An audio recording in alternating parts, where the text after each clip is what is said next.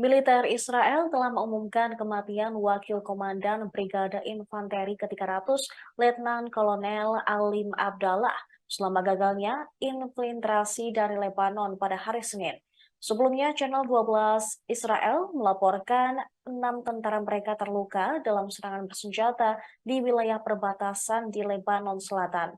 Serangan tersebut diklaim dilakukan oleh Brigade Al-Quds, sayap militer Jihad Islam.